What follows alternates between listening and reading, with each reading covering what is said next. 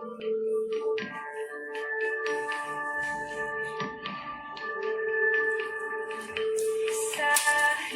aux terres d'espérance, pays de l'hospitalité, tes légions remplies de vaillance ont relevé ta dignité. Tes fichères aux côtes d'Ivoire, fiers artisans de ta grandeur, tous rassemblés pour ta gloire, te bâtiront dans le bonheur. Fiers citoyens, le pays nous appelle. Si nous avons dans la paix, l'avenir, la liberté, notre devoir se de l'espérance promise à l'humanité, en forgeant unis dans la foi du peuple, la patrie de la reine fraternité, la patrie de la reine fraternité, la patrie de la reine fraternité. Bonjour mesdames et messieurs, bonjour chers auditeurs, bonjour chères auditrices, bonjour à tous les élèves de la classe éclaireur Pro Vérité. Merci de nous faire confiance et merci d'être fidèles. À travers votre présence, nous vous disons merci. Nous sommes en date du 22 juillet 2025 et nous avons aujourd'hui 3 sujets à vous présenter. Les 2 premiers sujets concernent notre opposition, sa stratégie d'inorganisation, et ces 2 sujets similaires, mais les détails sont importants. Et le 3e sujet, qui est tiré du journal en ligne de mandat express.net, a pour titre « Une opposition unie par le rejet de Ouattara et non par la vision ». La 2e information est tirée de l'infoexpress.com et ici, on nous parlera comment l'opposition s'est elle-même fragilisée sans l'intervention du RHDP. Et le premier sujet, c'est une enquête réalisée par le journal en ligne enquêtemedia.info sur une puissante stratégie de lutte contre la corruption. Et donc, on va vous parler ici des trésors payés, trésor money, l'arme numérique du trésor public contre la corruption. Mais bien avant que d'aborder ces 3 sujets, il est important de rappeler l'histoire parce que celui qui oublie son histoire s'oublie lui-même, n'aura donc pas de présent, encore moins de futur. Et donc il est important, puisque nous sommes encore vivants contemporains, de rappeler les faits et de situer chaque chose dans son contexte, afin que ceux aujourd'hui qui veulent s'estimer être des donneurs de leçons, qu'on leur rappelle qu'eux-mêmes ont été incapables de se donner des leçons, et celui qui n'arrive pas à se donner lui-même des leçons ne peut pas le faire pour autrui, pour quelqu'un d'autre. Et donc la première information qui est liée au passé que je souhaite que les uns et les autres retiennent, c'est la suivante. Si le Front populaire arrive au pouvoir, dans les 6 mois à venir, nous devons immédiatement une jeune université à Yaoundé. Ces propos que vous avez entendus, pour ceux qui hésiteraient ou qui doutent encore, je vais rejouer une 2e fois. Si le Front populaire arrive au pouvoir, dans les 6 mois à venir, nous devons immédiatement une jeune université à Yaoundé. Si le FPI arrive au pouvoir alors que nous étions en 1990, si le FPI arrive au pouvoir, de la bouche de Laurent Gbagbo, vous avez entendu qu'il allait ouvrir automatiquement une 2e université. En ce moment, il n'y avait qu'une seule université en 1990 en Côte d'Ivoire. C'était l'université Félix Houphouët-Boigny. Et Gbagbo, dans sa flagornerie, dans sa vente de poudre d'eau, et surtout dans sa politique populiste, Gbagbo faisait croire aux gens qu'en 6 mois, lui va créer une deuxième université. Mes chers parents, la suite, elle est connue. Laurent Gbagbo va passer 10 ans au pouvoir. Et donc, on va faire les calculs ensemble. Si Laurent Gbagbo réalise une université chaque 6 mois, or, dans une année, il y a 2 ans, ça veut dire que Laurent Gbagbo, après aujourd'hui 10 ans de gestion, Laurent Gbagbo et son régime doivent être capables de nous livrer 20 universités. Donc si un pro-Gbagbo vient pour dire pour crier, on ne mange pas goudron, ne fait pas ça, il faut lui dire, bon, les universités que Ouattara a construites là, si vraiment on ne mange pas goudron, on ne mange pas université là, bon, faut pas aller dedans, faut pas marcher sur nos routes, faut pas aller dans nos universités. Là, on va savoir que tu es fâché. Mais les 20 universités que vous avez fait là, il faut aller dans ces universités là. Là, comme ça, on va voir si vous savez ce que vous dites. Et donc, chers parents, si on vous fait ces anciennes vidéos, c'est pour vous rappeler que l'homme n'a pas changé et il n'a fait qu'adapter son mensonge à un autre niveau en pensant qu'il allait aujourd'hui vous avoir à nouveau. Mais nous, notre rôle, c'est de montrer que le mensonge ne va plus prospérer, que le bavardage ne va plus prospérer. Et on va vous mettre ces archives-là à votre disposition pour leur rendre la tâche difficile, pour que vous vous rendiez compte de ce qu'ils sont. C'est des gens qui ne valent rien, c'est des gens qui ne sont que des gros bavards, c'est des gens qui ne savent pas l'importance du travail. Quand tu vois quelqu'un, toi tu as crié ici, que route là, que c'est cher, mais que toi tu ne peux pas faire. Celui qui est venu faire, vous dites que route là, vous ne mangez pas. Mais alors que c'est vous qui êtes les premiers à pratiquer ces routes-là. Je ne dis même pas passer là-dessus, à pratiquer même ces routes-là. Quelle honte. Quelle honte qu'un flargorneur, un populiste, un roublard boulanger vienne nous dire, en 6 mois, je vais construire une université, mais en 10 ans, il n'a même pas pu construire un taudis. C'est vraiment une honte. Et ça, c'est important de rappeler cela à ces personnes-là, pour qu'elles viennent prendre des leçons et pour qu'elles soient capables de savoir qu'il y a des gens qui travaillent et il y a aussi des bavards. La Côte d'Ivoire a installé la peur. Chaque fois qu'il y a une fête d'indépendance en Côte d'Ivoire, la Côte d'Ivoire impose un peu plus le respect aux habitants de Moro Nabakro, c'est-à-dire les Boukiliens, et puis Sundiata, c'est-à-dire les Mabouliens. Bon, on n'a même pas encore fait notre indépendance à Bouaké là. Hein. Déjà là, la peur a envahi Moro Nabakro. Les Boukiliens et les Mabouliens, ils n'arrivent plus à respirer. Leurs respirations sont complètement coupées. Ils sont à bout de souffle. On ne comprend pas de quoi il s'agit. Et donc, je vais vous faire écouter quelques revues, vidéos ici. Je ne sais pas si c'est ce qui leur fait peur, mais j'ai trouvé utile de partager cela avec vous. Ce n'est plus qu'une question de quelques mois avant que le Centaure, ce mythique mastodonte en usage dans les escadrons blindés de la gendarmerie française, fasse son apparition en Côte d'Ivoire. Conçu pour des missions de projection, avec des systèmes intégrés de résistance aux menaces chimiques, nucléaires, radiologiques ou biologiques, le Centaure dispose par ailleurs d'une caméra longue distance capable de détecter des cibles jusqu'à 9 km grâce à une excellente vision thermique.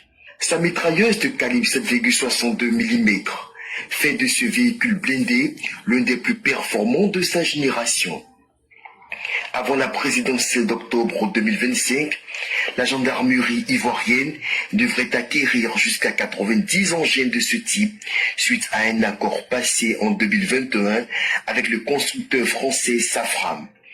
Deuxième pays exportateur d'armes dans le monde, derrière les États-Unis, la France continue à renforcer les capacités opérationnelles de ses partenaires stratégiques et notamment de la Côte d'Ivoire, qui bénéficie en plus de l'assistance technique des experts militaires français de produits d'armement à la pointe de la technologie mondiale. C'est avec impatience. Et donc, ce que je suis en train de vous démontrer ici, malheureusement pour nos voisins et pour les opposants ivoiriens et pour tous les malfaiteurs de la sous-région, on vient d'acquérir 90 Centaures blindés. Et ne me demandez pas ce que c'est. Ce sont des véhicules lourds de détection et de projection. Ce sont des véhicules militaires, mais qui seront mis à la disposition de la gendarmerie. Les 90 là, c'est pas le vrai nombre, on ne vous le dira jamais. Mais une chose est sûre, Vous ne comprendrez pas de quoi je parle. Mais j'ai posté les vidéos sur notre page. Allez voir ces véhicules-là. Ce véhicule-là, le blindé Centaure, là, lui peut détecter une cible à 9 km. Donc ça veut dire, à 9 km, elle peut neutraliser aussi une cible. Bon, moi, je ne sais pas en quoi est-ce que quand un pays pèse de tels armements, ça fait peur. Pourquoi? Ça fait peur à qui? Si moi j'ai une très bonne intention, moi je dors à l'église et à la mosquée, je cherche à être un né de nouveau. Je cherche à me repentir. Pourquoi je vais avoir peur? Moi je suis serein. Mais je me demande pourquoi les gens de Boukika et puis les Mabouliens ont peur. Vous n'avez pas à avoir peur. Soyez sereins, soyez zen. On est en train de protéger la sous-région. Nous devenons une puissance militaire. Aujourd'hui, les armements qu'on paye là, c'est les mêmes armements que les États-Unis, la France, les grands pays de ce monde utilisent. Nous, on n'est pas un pays qui ramasse les poubelles de la Deuxième Guerre mondiale. Et voilà la grande différence entre nous. Mais en plus, en mieux, ceux qui auront la chance d'aller à Bouaké le 7 août 2025, ils auront peut-être la chance de voir tous ces véhicules-là pour croire, parce que c'est qu'on a dit, on a montré les vidéos, peut-être que c'est flocon, c'est mensonge. Allez et puis vous allez aller voir. Allez et puis vous allez voir. Patience que les Ivoiriens attendent de voir passer sous leurs yeux la principale attraction du défilé militaire de ce 7 août à Bouaké. Les fameux Joint Light Tactical Vehicle JLTV. Ces bijoux militaires qui font la fierté de l'armée américaine et qui dévoilent les ambitions de la Côte d'Ivoire en matière de modernisation de son arsenal de guerre. Retrouvez également Afrique Liberté sur TikTok et Facebook. Africains, africaines, disons stop au néocolonialisme et réveillons-nous pour une prise de conscience salutaire, seul gage d'une Afrique consciente et responsable. Ces engins, idéalement conçus pour des opérations de lutte antiterroriste, seront d'un apport déterminant dans l'amélioration des performances des forces armées ivoiriennes dans le cadre d'engagements asymétriques contre des groupes terroristes. Aux côtés de ces véhicules acquis grâce au partenariat fructueux entre les autorités militaires ivoiriennes et les États-Unis, d'autres innovations et équipements de dernière génération devraient être dévoilés pour rassurer davantage les Ivoiriens quant à la bonne santé de leurs outils de défense. L'écart entre la Côte d'Ivoire et ses voisins sahéliens, esclaves soviétiques, continue de se creuser. Non seulement sur le plan économique, avec la stabilité relative dont fait montre l'économie ivoirienne, même en déficit de développement durable, mais surtout de puissance de feu, avec le soutien décisif de partenaires de premier plan, tels que la France ou encore les États-Unis.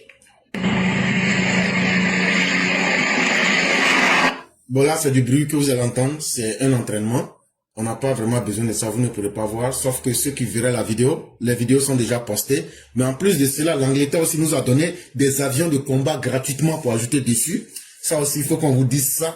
Et donc, je ne comprends pas pourquoi les habitants de Boukika et puis de Soundiata Kro sont perdus.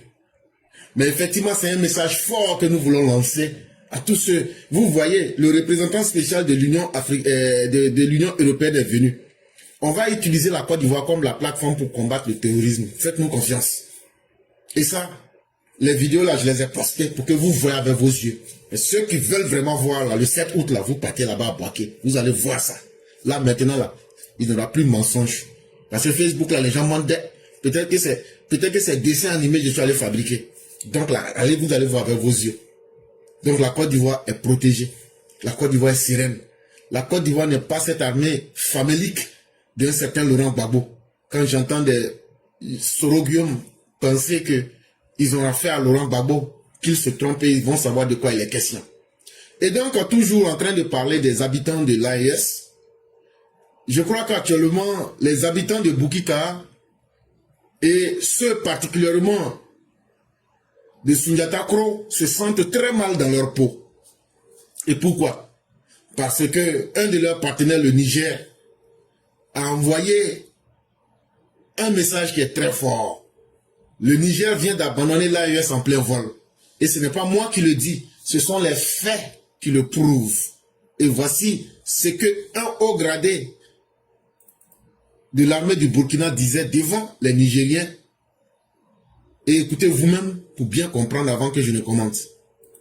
Les Burkinabés se sont isolés de la communauté internationale et ne reçoivent plus aucun soutien, ni militaire, ni financier. Elles se gargarisent de slogans creux et font la guerre à coups de communiqués mensongers et de propagande sur les réseaux sociaux. Le réveil ne sera que plus douloureux. Pour notre part, le président de la République a fait le choix de faire appel à nos alliés français, allemands, américains, italiens, espagnols, mais aussi nos alliés africains au sein de la CEDEAO, de l'Union africaine, des agences des Nations Unies. Tous se mobilisent à nos côtés, sous notre direction. Ceux-ci comprennent aussi que c'est à nous de mener cette guerre. Ce n'est pas leur guerre. Ils viennent seulement en soutien là où nous en avons besoin. Si nous échouons, l'échec sera essentiellement le nôtre et non celui de nos alliés. Et si nous réussissons à protéger notre pays, à le reconstruire, nous l'aurons fait en toute souveraineté. Je vous remercie de votre attention.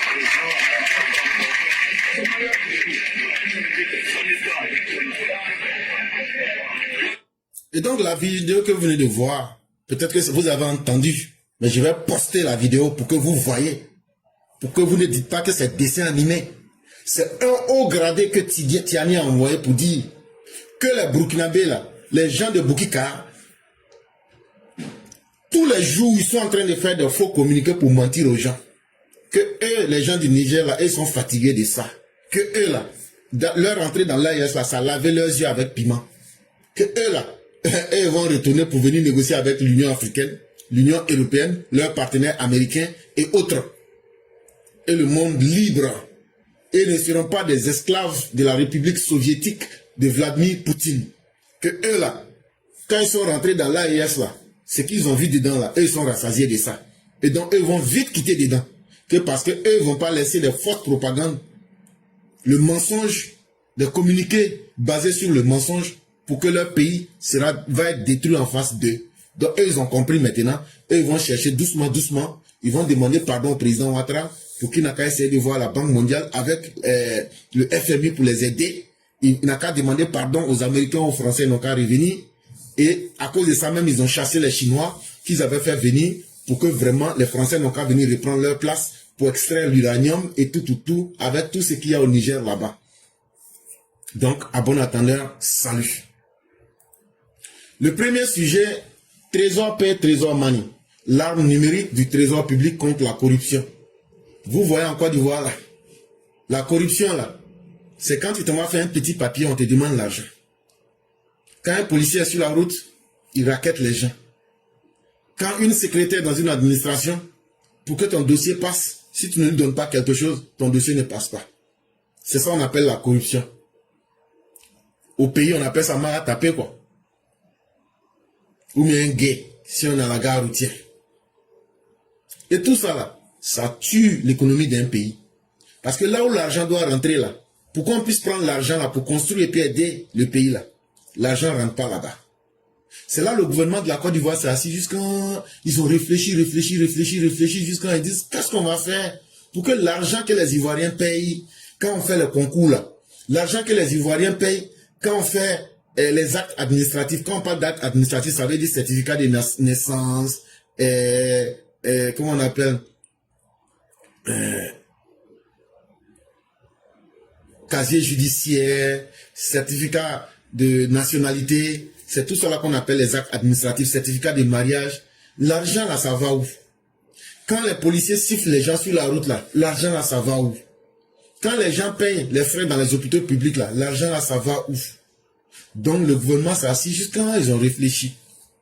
C'est là maintenant ils ont trouvé une solution. Et ça là, c'est parce que les gens touchent l'argent. Et puis on fait réussir à la main là. À cause de ça, les gens volent l'argent là. Ils disent maintenant ce qu'on va faire, on va trouver une solution. Donc, la direction générale du Trésor, depuis 2020, ils étaient en train d'essayer un nouveau programme. Le nouveau programme là s'appelle Trésor Pay, Trésor Money. Ça veut dire quoi? Ça veut dire, à partir de maintenant là, l'argent frais comme ça là va plus tomber dans la main de quelqu'un. Avant de voir l'argent même là, ça serait un problème. Donc la direction générale du Trésor et de la comptabilité publique, ils ont lancé une plateforme qui s'appelle Trésor Pay, Trésor Money. Le gouvernement a mis cette plateforme-là en place pour pouvoir améliorer la gouvernance, la délivrance des services de base, et c'est en soutien et en collaboration avec la Banque mondiale que le gouvernement a pu mettre ça en place. Chers tous, vous m'excusez.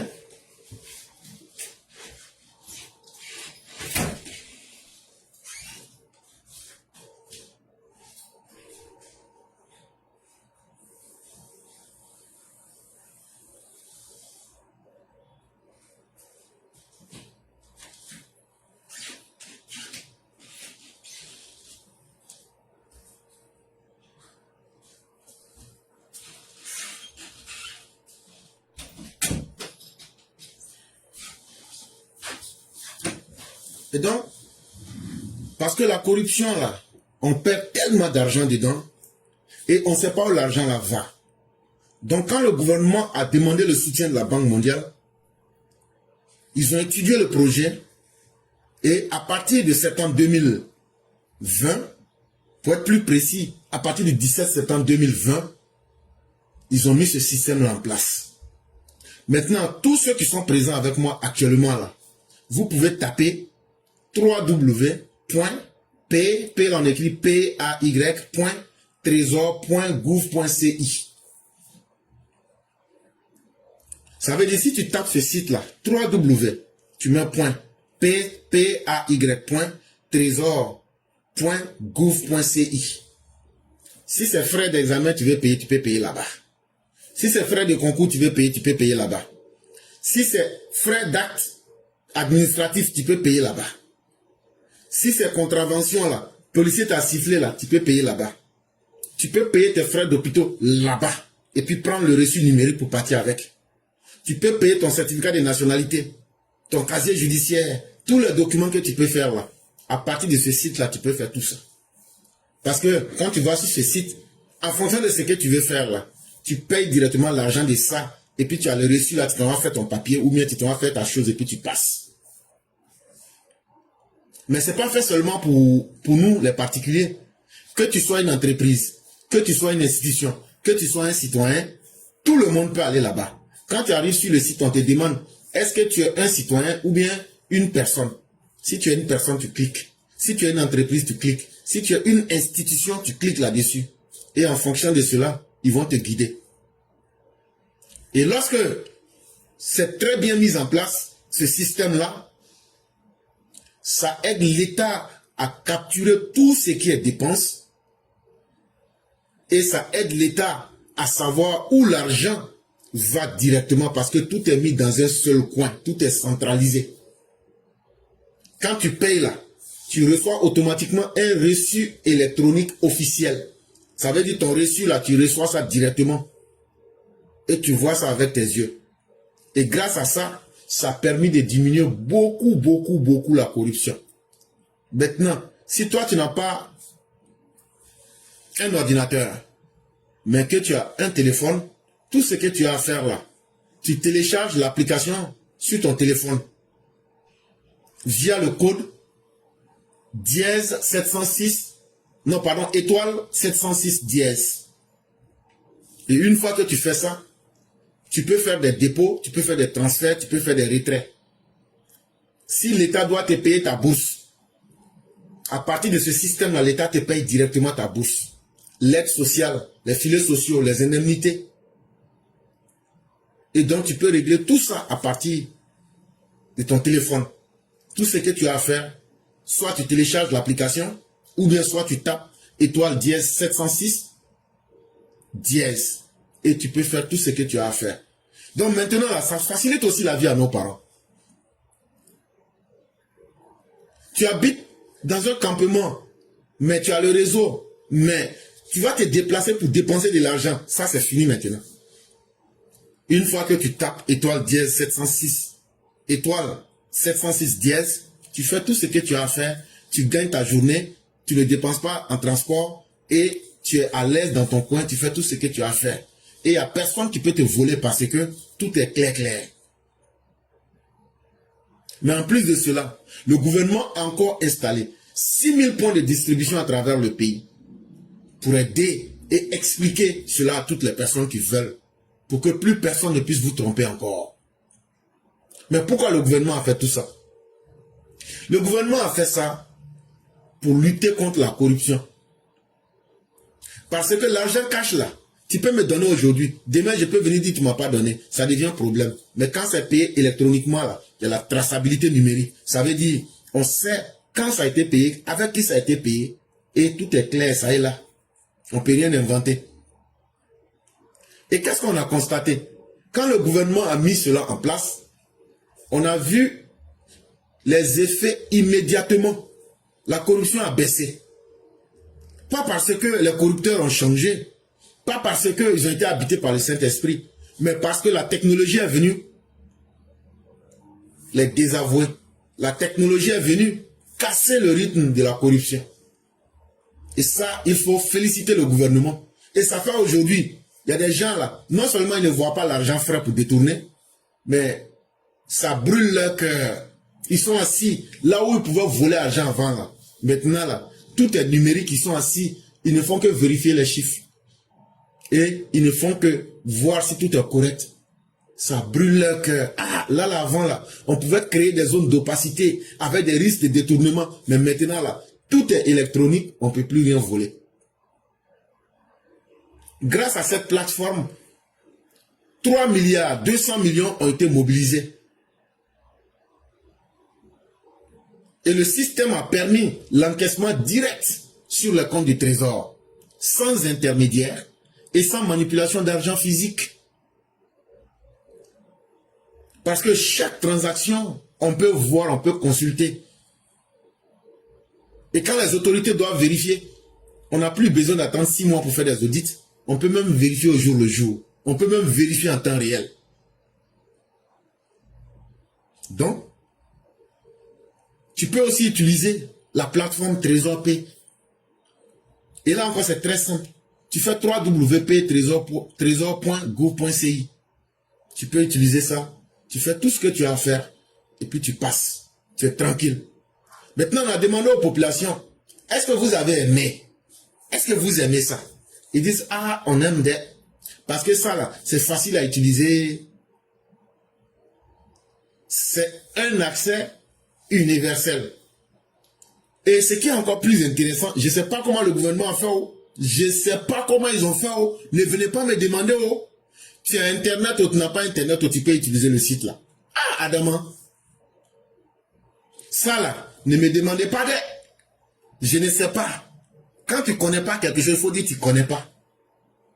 Mais je ne sais pas comment ils ont fait sorcellerie là. Tu as Internet ou tu n'as pas Internet ou site là, tu peux utiliser. Il dit, hein? Il dit, ah. Il dit, donc, il y a affaire dans le pays là. Hein?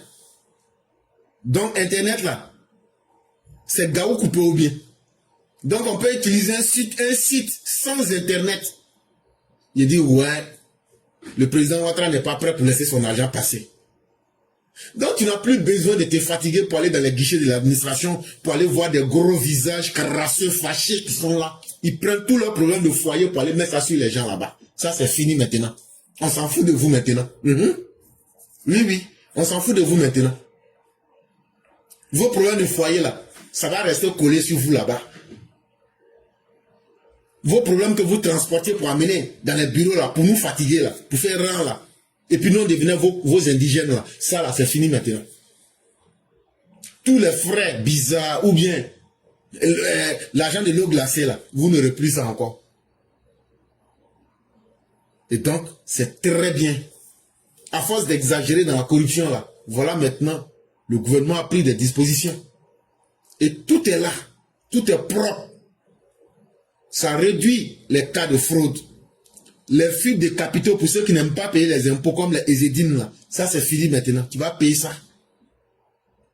Et ça facilite la tâche aussi à ceux qui sont dans l'administration publique.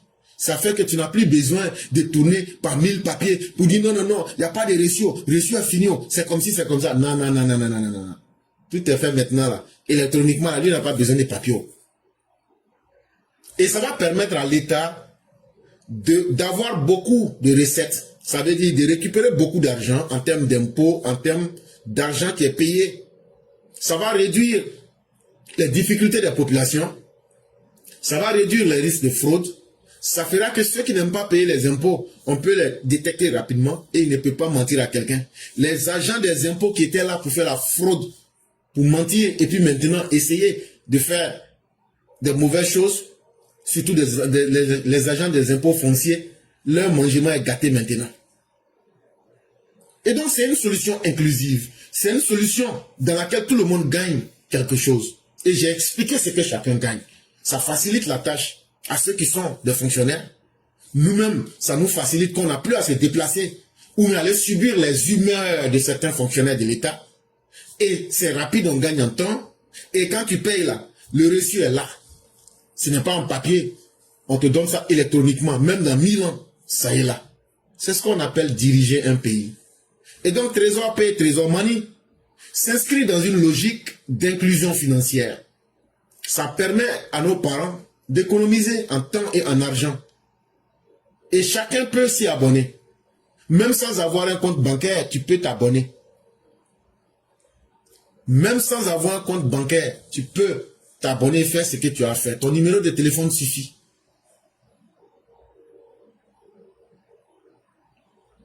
Et sur cette plateforme-là, il faut dire que l'État ne travaille qu'avec un seul opérateur privé pour la monnaie électronique, pour la sécurité et aussi pour l'uniformisation et la supervision des flux. C'est très sérieux. Et grâce à ce système-là, la Côte d'Ivoire est en train de montrer qu'on peut révolutionner la gouvernance publique, la moderniser, la rendre transparente grâce à la technologie. Et ça, il y a beaucoup de pays aujourd'hui qui sont en train de copier ce modèle qui a été mis en place par la Côte d'Ivoire. Et donc la Côte d'Ivoire devient un pays pionnier qui est en train de montrer la voie aux autres pays. Et ça participe aussi de la bonne gouvernance. Parce qu'aujourd'hui, la communauté internationale, quand il veut parler de la bonne gouvernance, comment vous gérez vos finances publiques, la politique publique, gna gna gna, grâce à ce système aujourd'hui, tout est tellement bien fait que même la communauté internationale, moi je parle ici de la communauté financière internationale, ils comprennent aujourd'hui le sérieux des autorités ivoiriennes. Et ça ne nous surprend pas. C'est ce qui fait que chaque fois la Côte d'Ivoire ne fait que remporter des nouveaux prix en termes de gestion économique. Et ça, c'est les Ivoiriens qui doivent en être plus que fiers. C'était une enquête du journal en ligne, enquêtemedia.info. J'ai essayé de vous résumer pour que vous compreniez. Et donc, chers Ivoiriens, la balle est dans votre camp. Utilisez cet outil pour rendre votre vie plus facile et pour que plus personne ne puisse encore vous tromper ou bien vous rendre les choses difficiles ou bien aller déverser leurs humeurs sur vous. Sujet numéro 2. Comment l'opposition s'est fragilisée elle-même sans l'intervention du RHDP. Vous savez, notre opposition là, eux-mêmes ils ne savent pas que c'est eux-mêmes qui sont leurs propres sorciers. À moins de 100 jours de l'élection présidentielle de 2025, le RHDP n'a nul eu besoin de recourir à des infiltrations ou à des supposées traites pour affaiblir l'opposition. Celle-ci s'est en grande partie désorganisée par ses propres divisions internes, ses rivalités de leadership et ses querelles de stratégie. Dans moins de 100 jours, on va aller aux élections. Voilà des opposants qui pensent qu'ils peuvent prendre le pouvoir pour diriger les Ivoiriens. Mais eux-mêmes là, ils sont divisés entre eux là-bas. Eux-mêmes là, il y a des rivalités entre eux là-bas. Tout le monde veut être chef. Personne ne veut être en bas. Chacun a sa propre stratégie. Chacun a son propre plan. Donc quand c'est comme ça là, le RHDP n'a pas besoin de leur envoyer des traites ou même d'envoyer des infiltrés. Eux-mêmes, ils sont tombés comme des fruits pourris. Et ça, il faut qu'on vous prenne des exemples pour que vous compreniez. Regardez le PPACI et le CAPCI. Des mouvements qui sont nés il n'y a pas si longtemps. Mais dès qu'ils sont nés, ils sont divisés. Prenons un premier cas, le cas du PPACI et du CAPCI. Ce bloc s'est fragilisé dès son départ avec des tensions internes. Je parle bien du CAPCI. Le clan des Nadi, ce qu'ils appellent les nadistes. J'avais déjà fait une émission sur ça, où j'avais parlé du parti des poulets, le parti des frustrés, et puis le clan des nadistes. Donc n'oubliez pas ces cours-là. Parce que, au fur et à mesure que nous avançons, chaque parti essaie de fragiliser l'autre. Vous avez vu, j'ai dit PPACI, CAPCI. Quand ils étaient, PPACI, ils étaient déjà divisés en 3 groupes. Il y a les nadistes, c'est eux qui sont les plus forts. Il y a les poulets, eux, ils sont là, le parti des poulets. Ça, eux, on les maltraite, quoi. Donc, eux, ils se sont dit que eux, on les maltraite comme des poulets, donc on les appelle les poulets. Et puis, il y a les frustrés qui sont aux aguets. Donc, quand ils ont créé leur CAPCI, là, et puis ils disent que tous les opposants se sont mis ensemble, là. C'est le groupe de Nadi, les nadistes, là. Et ils disent que eux vont jamais accepter que le PPACI n'a qu'à s'ajouter à Simone Babo. Et puis à Blé Goudé. C'est à cause de ça, le PPACI n'est pas allé dans CAPCI, là. Cap pour l'alternance pacifique, là. Si tu as vu que PPACI n'est pas rentré dedans, là, c'est pas à cause de Babo, hein. C'est à cause de Nadi, le clan de Nadi, là. Et ils disent, là, nous, on ne peut pas accepter, nous, on va aller dans un parti, et Simone est là-bas, et puis Blé Goudé sont là-bas. Ça, là, nous, on ne va pas accepter ça. C'est à cause de ça, elles ne sont pas partis. Donc, ça a été fait sciemment. Dès le départ, quand le Cap naît, là, ils ont affaibli. Le CAPCI est né comme une montagne qui a accouché d'une souris. Et donc, quand les gens du PDCI ont vu ça, ils disent, ah, mais si le PPACI n'est pas dedans, là, c'est qu'il y a un problème. C'est que c'est le PDCI seul qui sera le parti sérieux dans cette réforme. Et donc, automatiquement, il y a certains piliers du PDCI qui ont fait volte-face. Qui disent, non, on ne peut pas rentrer dans un mouvement où c'est nous, on va utiliser. Où c'est le PDCI, on va utiliser. Eux, ils disent, nous, on n'est pas dedans. Donc, c'est c'est Chakadian seul qui est dans CAPCI, là, avec Simone, avec Blé Goudé. Donc, CAPCI est né comme un avorton en fin de vie. Mais la suite, on la connaît. Pendant que le PDCI et le CAPCI sont en train de perdre de la vitesse, c'est ce qui a obligé le CAPCI à envoyer des messages au RHDP. Et surtout, lorsque Tidjam Thiam allait signer un deal avec Babo pour dire que lui s'entendait avec Babo, les gens de CAPCI disent, ah, donc c'est comme ça. Ah, donc c'est comme ça. Donc vous êtes sortis de notre dos. Donc comme c'est comme ça là, nous on va aller faire coco chez les gens du RHDP. Pour que on va voir si on peut rester avec eux là-bas. Donc, on est ensemble, mais vous faites un front commun sous fond de trahison afin de saboter CAPCI. Et donc, si vous avez bien remarqué, vous avez vu que le PDCI n'était pas à la rencontre avec le RHDP. Dans leur CAPCI, là, le PDCI n'était pas là-bas. Parce que maintenant, là, le CAPCI se rend compte que Tidjam Thiam les a trahis. Et que Tidjam Thiam veut les utiliser de façon stratégique pour gagner sur 2 fronts. Il veut gagner avec CAPCI, il veut gagner avec PPACI. Dans la tête de PDCI, eux pensent que si ils sont des 2 côtés, ils vont profiter des 2 côtés.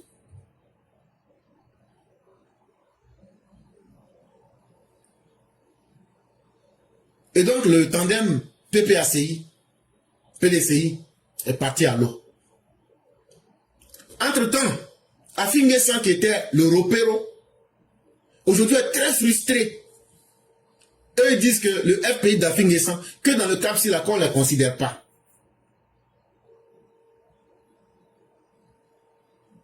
Qu'on ne les considère pas. Et comme c'est comme ça là, eux aussi sont énervés. Afin-Guessan dit que si Gbagbo veut se rapprocher de lui là, que lui il est prêt à aller vers Gbagbo.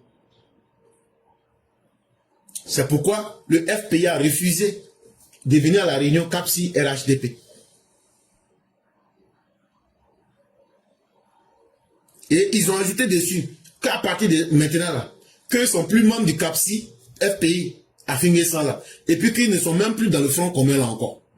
Que eux ils attendent maintenant, Gbagbo n'a qu'à les appeler, ils vont voir comment ils vont aller derrière Gbagbo. On est resté dans ça, on pensait que c'est gâté.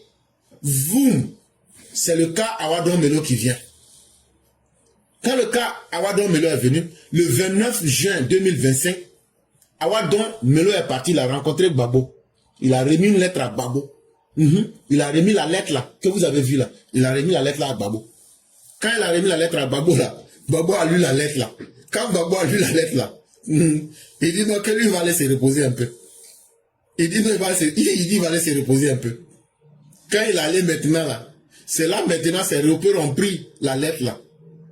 Quand ils ont vu la lettre là, ils disent, hein? Awadon Melo, c'est ce que toi tu veux nous faire maintenant. Qu'est-ce qu'ils ont fait? Ils ont fait 3 versions de cette même lettre là. Ça veut dire l'original qu'ils ont reçu là. Ils ont fait 3 autres, puis ils ont falsifié des trucs dans la lettre là. Ils ont fait sortir 3 versions de la lettre. Pour essayer de confondre les gens. Quand ça n'a pas marché maintenant, parmi eux-mêmes là-bas, là, il y a des traîtres qui ont fait sortir l'original.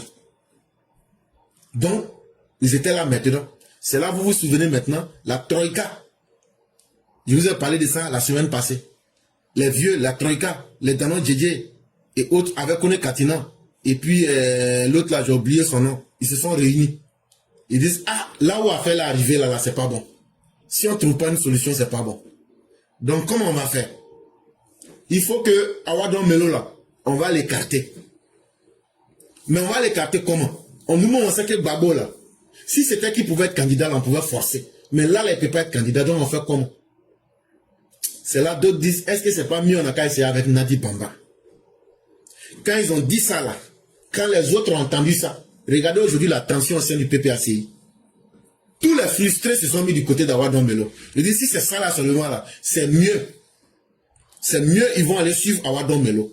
Donc actuellement là, c'est la patate complètement au PPACI. Si je vous dis à l'instant, le nombre de divisions dans le PPACI, je serai là en train de vous mentir. Ce que je sais, il y a les nadistes, il y a les poulets, il y a les frustrés. Mais maintenant là, avec cette histoire d'Awadon Melo là, le plan B, le plan A de Gbagbo, ou même le plan officieux là, tout est gâté. Parce que Gbagbo pensait que c'est un de ses proches à lui, notamment Nadi Bamba, que les gens allaient prendre. Mais qu'est-ce qu'ils constatent? Les gens sont en train de contester maintenant pour dire on n'a plus besoin. D'autres même sont allés jusqu'à dire que Gbagbo les fatigue maintenant, qu'il a utilisé plusieurs générations qui sont fatiguées de lui. Ils ont dit tout ça là. Il a créé un climat délétère entre lui, entre Awadon Melo, entre le clan de Nadi et entre les militants radicaux pro-Gbagbo qu'on appelle les Gorandussi. C'est devenu la patate actuellement. Actuellement, celui qui vous dit que ça va au sein du PPACI, il est en train de sincèrement vous mentir. Mais entre-temps, les choses ne s'arrangent pas encore pour le PDCI. Parce que Tidiane Thiam même, lui-même son comportement n'arrive pas à rassurer sa base. On ne sait pas pourquoi il en vadrouille. Quand les gens lui demandent, il dit non, c'est TikTok qui fait maintenant. Il n'a pas d'idée. Et c'est là on dit que quand tu suis quelqu'un qui n'a pas d'idéologie politique et qui n'a pas de stratégie politique, tu es en train de suivre le vide. Depuis combien de temps il est en dehors du pays? C'est comme si la Côte d'Ivoire, là, quand lui il est dedans, là, c'est comme s'il ne se sent pas à l'aise. En tout cas, il est à l'extérieur du pays et il ne participe à aucun combat. Et donc, tout récemment, ils avaient essayé de payer quelques petits bandits de la FECI en faisant croire que ce sont des éléments du PDCI pour qu'eux n'ont qu'à participer à des mouvements d'insurrection. Mais malheur pour eux, ça n'a pas marché. Il y a des éléments parmi eux-mêmes au PDCI qui ont dénoncé. Et ils ont été pris sur les faits. Tidiane Thiam, pendant longtemps, avait promis aux gens du PDCI qu'il a une influence internationale. Internationale. Et que quand lui va activer son réseau international, que non, que Emmanuel Macron est petit dedans. Après, il dit qu'il y a le pape même qui est là, que le pape est dedans, que l'ONU est dedans, que le Parlement européen est dedans. Mais tout ça là, ça s'est évanoui. Rien n'a marché. Je dis bien, rien, absolument rien n'a marché. Et les gens au PDCI aujourd'hui se disent, mais c'est la débandade. Donc tout ça là, quand les gens nous disaient que celui-là, c'est pas quelqu'un de sérieux, que c'est un menteur, un flocomane là, donc c'était vrai. Aujourd'hui, on se rend compte que il n'a aucun carnet d'adresse, il n'a aucune influence internationale, il n'a aucune capacité d'influencer sur les événements. Finalement, il est devenu TikToker et il se promène dans le quartier des PD en France là-bas. Et puis souvent, il se cache comme il a beaucoup de problèmes de justice en Suisse où il ne payait pas sa bonne.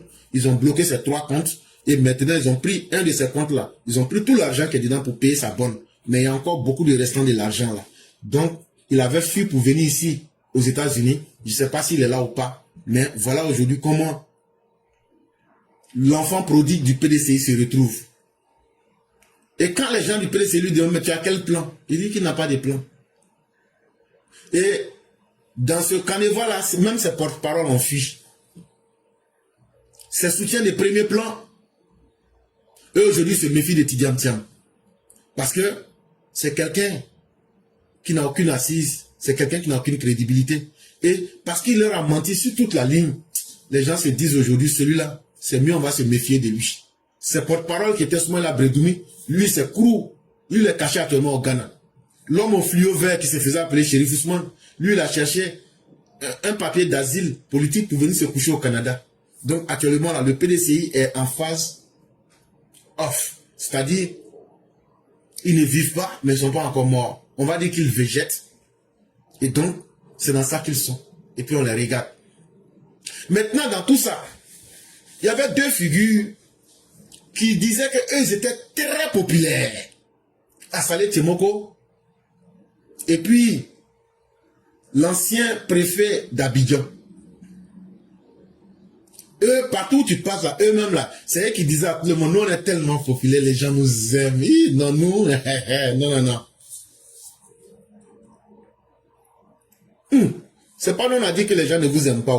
C'est pas nous on a dit aussi que les gens vous aiment. Mais la réalité les a frappés. Quand ils ont déclaré qu'ils vont être candidats, là, personne ne les a empêchés d'être candidats. C'est des Ivoiriens. Ils n'ont pas violé la loi. Ils peuvent être candidats. Donc ils ont affiché leurs ambitions sur TikTok, sur la toile. Ils ont beaucoup parlé. Ils ont payé des petits messieurs qui se sont mis avec eux. Ils ont fait leur tchafoul sur la toile. On les regardait seulement. Mais une fois que ces personnes ont compris que on devrait faire les parrainages, ils disent, ah, parrainage là aussi. Bon, nous on va les parrainer comment? Nous, là, notre notoriété là, c'est une notoriété virtuelle. C'est sur TikTok. C'est pas dans le monde réel. Hein. C'est sur TikTok nous on est populaire.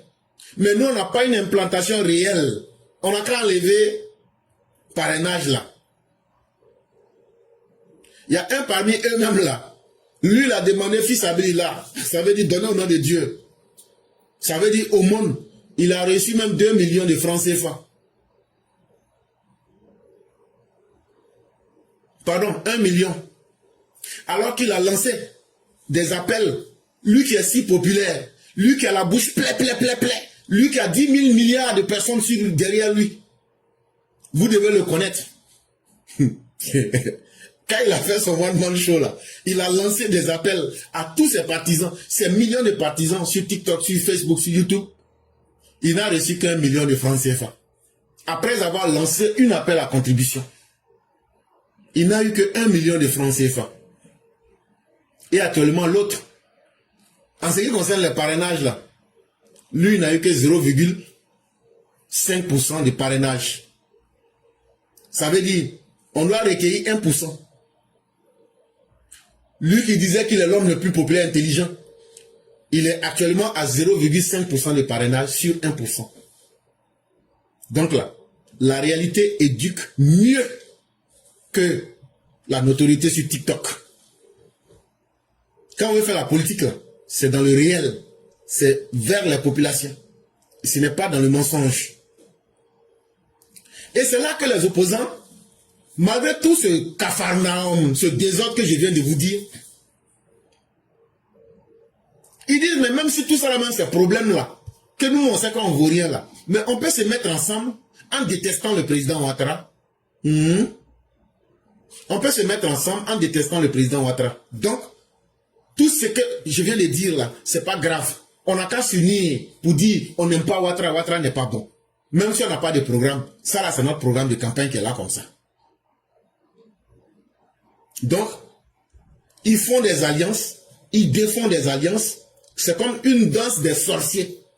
Ils dansent en haut, en même temps ils sont en bas, en même temps ils sont à gauche, ils sont à droite, c'est une danse des sorciers. Parce que le plus essentiel, quel que soit ce que les opposants feront, s'ils ne créent pas une alternative où les Ivoiriens peuvent poser des questions pour dire, dans tout ce que vous faites là-haut, dans votre projet là-haut, c'est uniquement pour détester Alassane Ouattara. Mais après là, nous on va manger comment? Après là, nos enfants vont s'inscrire à l'école comment? Après là, comment on va faire pour vous allez lutter contre les djihadistes? Ils disent, ah, nous on n'a pas pensé à tout ça. Nous on n'a pas pensé à tout ça. Nous là, c'est la haine de Ouattara qui nous intéresse. Actuellement, que ce soit dans les salons feutrés, parmi eux-mêmes, et parmi leurs suiveurs, leurs militants, tout le monde se pose la question, même dans les quartiers populaires de Yopougon. Mais j'ai dit, oh, leur affaire là-haut, donc on va rester dedans comme ça, quoi. Donc, ils disent que donc les opposants là-haut, que donc notre affaire là, on va rester dedans comme ça, quoi. Donc, on s'est unis pour prendre quelqu'un en ennemi, et puis on va rester dans ça là comme ça. Laurent, Guillaume, Simono, Bléo, Tidjamo, Pascal Afio, ils disent, Et mais ça là, on a fait ça depuis longtemps. On a rejeté Alassane Ouattara, mais plus on le rejette là, c'est là même que le monsieur devient fort. Est-ce que ça là, c'est une chose qui est suffisante pour convaincre les Ivoiriens? Donc ça fait que leurs militants sont découragés. Leurs militants se disent aujourd'hui, vraiment on a fait une erreur de suivre ces gens-là. Ça ressemble à un théâtre d'ombre. C'est-à-dire, tu ne vois pas les véritables personnes, mais c'est les ombres là, tu vois en train de se battre, en train de faire des mouvements. Mais quand tu regardes, tu ne vois pas les personnes réelles. Alors que les vrais défis de la Côte d'Ivoire, c'est aujourd'hui le terrorisme. C'est aujourd'hui la pauvreté. C'est aujourd'hui le sous-développement. C'est aujourd'hui comment éduquer notre population. Mais les opposants, tout cela ne les intéresse pas. Aujourd'hui, eux-mêmes se combattent entre eux-mêmes. Ils sont prêts à marcher les uns sur les autres, mais en même temps, ils veulent être ensemble. Vous-même, comment vous comprenez ça? Et là, ce qui fait le plus rire, c'est tellement basé sur l'hypocrisie. Soroguem qui se disait être le tombeur de Laurent Gbagbo en 2010, Gbagbo est obligé aujourd'hui de réhabiliter Soroguem du bout des lèvres. Simone qui était une extrémiste farouche, aujourd'hui cherche à avoir des alliances. Jusqu'à même elle demande à rencontrer le RHDP, tellement c'est gâté, tellement ils n'ont pas d'objectif. Pendant ce temps, Pascal Afingessant, lui, il joue à la toupie. Il évolue un peu comme Gary de Port-Boué. Donc, s'il n'est pas avec le parti au pouvoir, il essaie avec Kapsei. Après, maintenant, il dit que lui, il va s'offrir à Gbagbo. Que c'est Gbagbo, il attend. Que Gbagbo n'a qu'à lui donner un poste, ils vont s'entendre. Là, lui, il va aller derrière Gbagbo. Tantôt, il est allié au pouvoir. Tantôt, il devient un opposant. Et là, c'est difficile. Et Tidiane Thiam Chakadian, sur lequel les uns et les autres comptaient, lui aussi, tellement il n'avait pas d'objectif et de plan, il est venu et il s'est laissé entraîner dans la mêlée. Et il n'a pas copié mieux. Il n'a fait que copier les modèles de l'échec que les opposants ont proposé depuis belle lurette. Mais lui, dans son cas, Comme lui ne connaît pas le marigot politique ivoirien, lui il est perdu dans le jeu.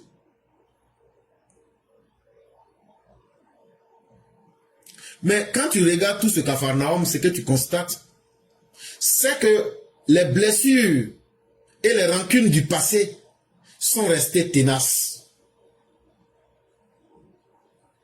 Simone n'a pas oublié son arrestation. Si Simone gagne Soro aujourd'hui là, elle va le dépêcher vivant. Tous les militants RDR, RHDP savent. Imaginez dans un film où Simone Gbagbo prend le pouvoir, mais elle va nous égorger, nous tous. Mais quand tu n'as pas de force, tu fais semblant. Tu fais semblant. Mais comme on dit, derrière village, il y a toujours village. Chacun sait dans quoi il est. Donc on évolue. Personne n'a expliqué quoi que ce soit à son ami. Est-ce que Charles Blé Goudé a vraiment pardonné à ceux qui l'ont laissé tomber quand il s'est retrouvé à la haie, au sein même de l'opposition là-bas? Il y a ce palabre-là qui est là aussi. Est-ce que vous êtes sûr que Soro ou même Gbagbo peuvent se tendre les mains? Alors que Gbagbo dit, c'est parce que Soro avait les armes qu'il était fort.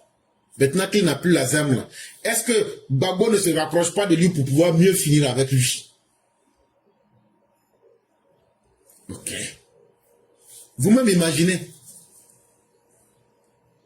Soro Guillaume là, est-ce que lui va se battre pour donner le pouvoir à Tidjam Thiam? Donc quand tu imagines ce scénario, le RHDP est le parti le plus heureux. Parce que eux-mêmes, ils ont suffisamment de rancune, suffisamment de raisons de se combattre entre eux. Au point que ce n'est plus le combat du RHDP de combattre l'opposition.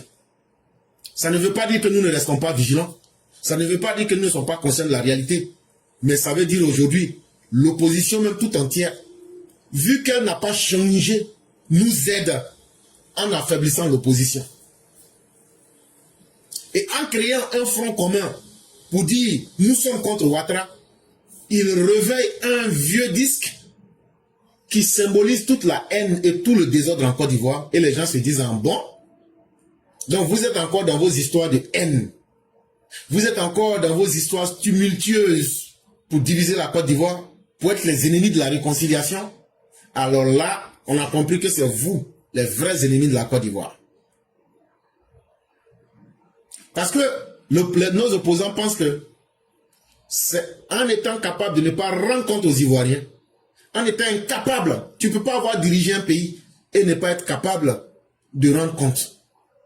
Laurent Gbagbo, comme je le disais, il nous a bien dit que lorsque lui va arriver au pouvoir, chaque 6 mois, il va créer une université. Si le grand continent arrive au pouvoir, dans les 6 mois à venir, nous jouerons immédiatement une jeune université à Yaoundé. Et donc, ces Ivoiriens que vous avez entendu crier s'attendaient véritablement à ces universités.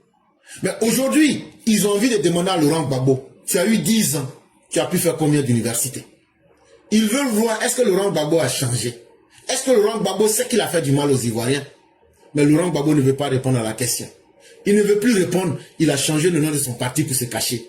Il ne veut plus répondre, il se cache aux Ivoiriens, il ne veut pas produire un autre programme de campagne. Et c'est comme ça tous les opposants. Simone qui disait que le viol des femmes et le bâillonnement de l'opposition, c'était ça, gérer un pays. Est-ce que demain, elle pourra accepter ce qu'on fait à Ouattara aujourd'hui sur la toile? Est-ce que demain, là, elle ne va pas aller exterminer les familles des enfants qui insultent? Est-ce qu'ils sont prêts à venir nous rendre compte de leur gestion? Ils disent qu'eux ne vont pas faire ça. Est-ce qu'ils sont prêts à venir nous dire ce qu'ils vont faire, à quelle sauce ils vont manger les Ivoiriens? Quand on demande Laurent Gbagbo, il dit votez-moi seulement. Quand je vais venir là, ce que je vais vous faire, vous-même là, vous n'allez pas regretter. Et pour vous dire que les rancœurs sont tenaces, figurez-vous que Blé Goudé, une fois arrivé à la haie, il y a des règlements de compte entre lui et Gbagbo. Et c'est tellement grave que même jusqu'à aujourd'hui là, j'ai vu une vidéo où les gens ont demandé à Blé Goudé, Gbagbo là, qu'est-ce que tu penses de lui? Dis, lui n'a pas envie de parler de ça.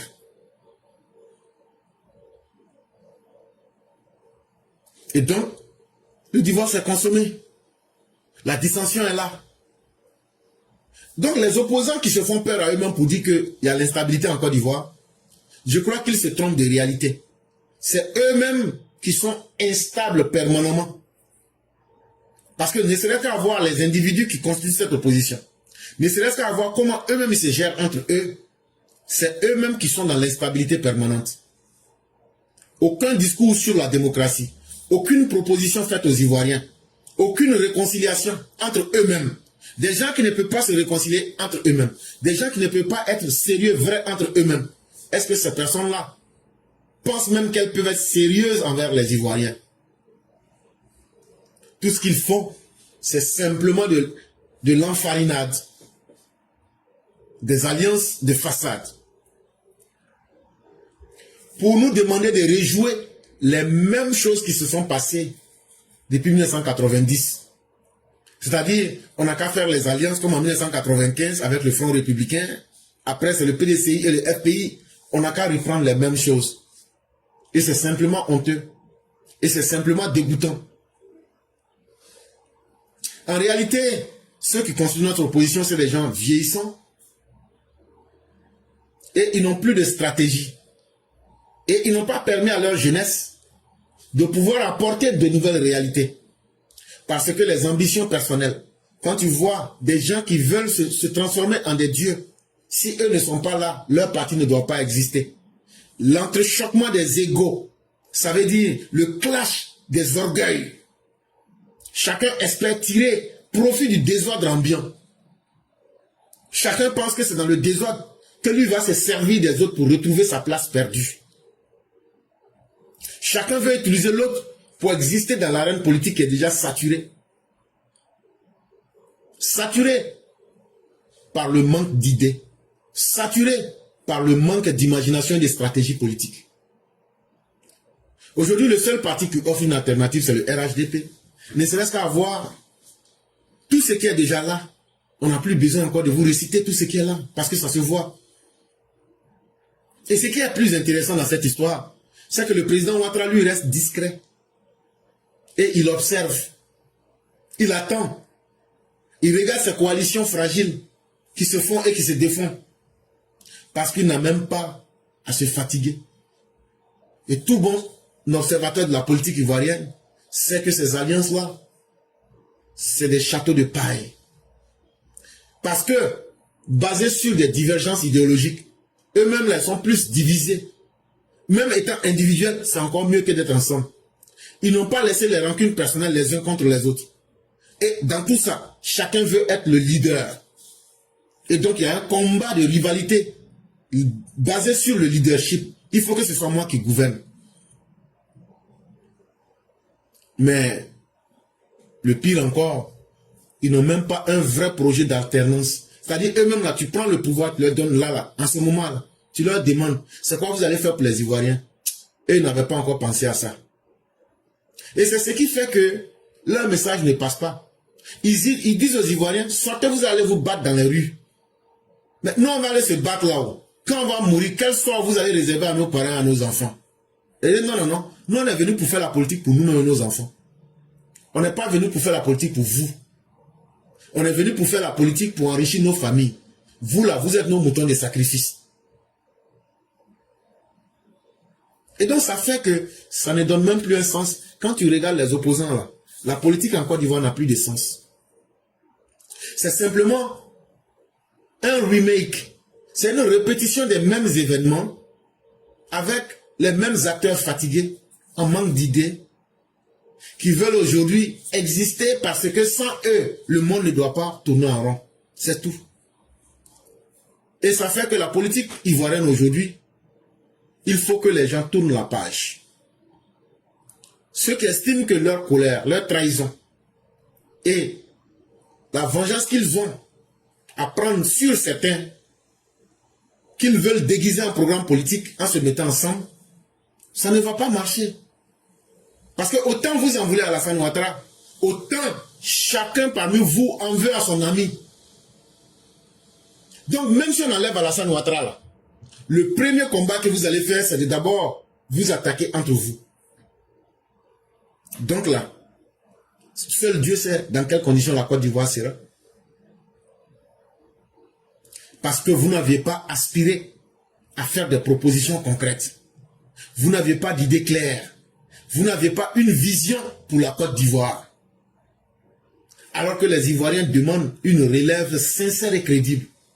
Les Ivoiriens demandent une nouvelle génération de leaders intègres, capables de porter les ambitions des Ivoiriens, sans tenir compte des égos et des arrogances des uns et des autres. Et avec ça, où comptez-vous aller?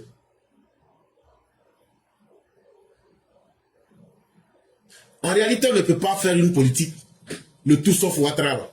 Ça ne marche pas. Et ça n'a pas marché hier, ça ne marchera pas demain, et ça ne peut pas marcher aujourd'hui. Et pendant combien de fois on explique que la politique, tu peux tromper les gens une fois, tu peux tromper les gens deux fois, mais quand tromper devient une habitude, ça finit par ouvrir les yeux des victimes. Et les populations ivoiriennes savent aujourd'hui qu'elles ont été pendant trop longtemps victimes des politiciens incapables, sans vision, sans cohérence, sans capacité de fédérer autour d'eux-mêmes dans leur propre parti pour un avenir. Les gens se rendent compte aujourd'hui. Parmi vous là, qui est quelqu'un qui s'est rassemblé? Personne. Tidjane Thiam est venu, il a divisé le PDC. Babo est venu, il a divisé le FPI. Après le PPACI qu'il a créé, le PPACI est divisé en 1000 morceaux. Simone, même chose. Etc. Il n'y a aucun pays dans le monde qui a été construit sur les rancunes recyclées. Le pardon, on ne peut pas ruser avec. On ne peut pas organiser une fausse réconciliation. Parce que la réalité là ne s'efface pas dans les mémoires.